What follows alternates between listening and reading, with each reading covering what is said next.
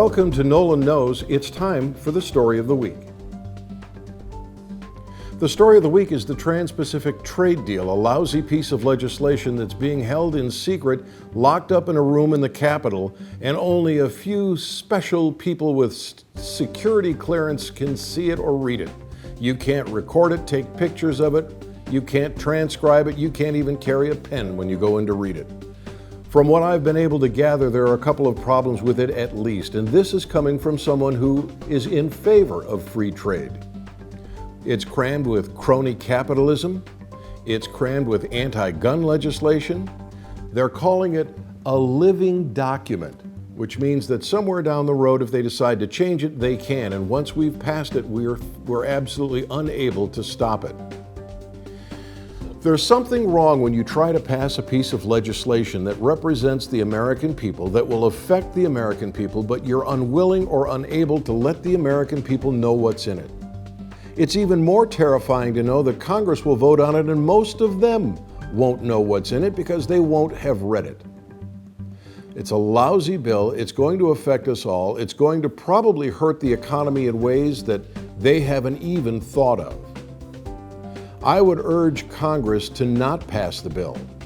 And let me also, just as an aside, say to Paul Ryan, don't ever make fun of Nancy Pelosi again for saying you got to pass it to see what's in it, because you essentially just said that exact phrase while talking about this piece of legislation.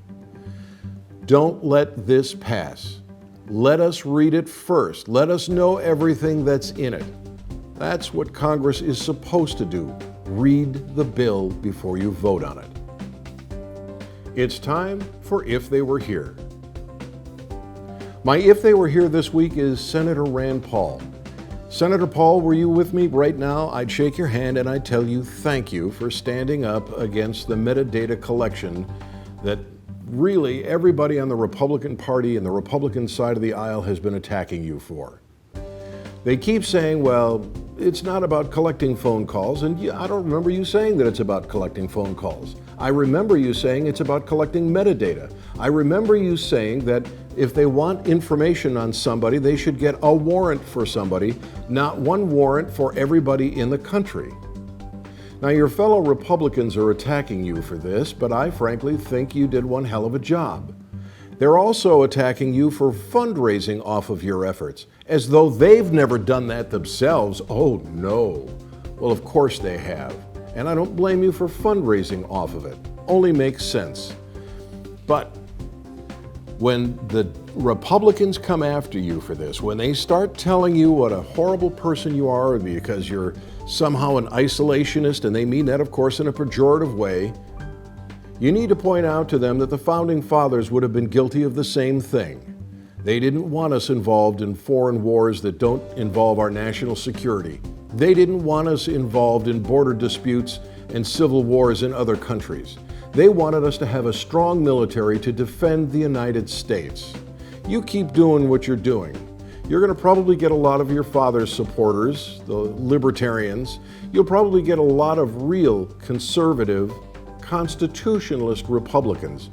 And interestingly enough, I would bet that you'll get a lot of Democrats too. People who believe that if the phone company has to give up that information, somebody better get a warrant, not from a secret court.